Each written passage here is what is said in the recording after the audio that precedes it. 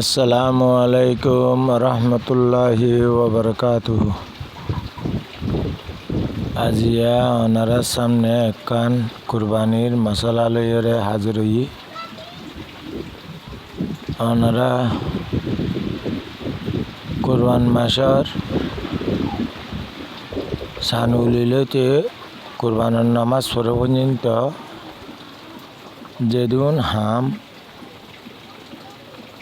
মানুষের হারানো আছে, সাফ করানো আছে, ইন যদিকে নাহাড়ি সাপ নগরী রাখি ঈদ পর্যন্ত রাখি ভাজি দৌলিয়ে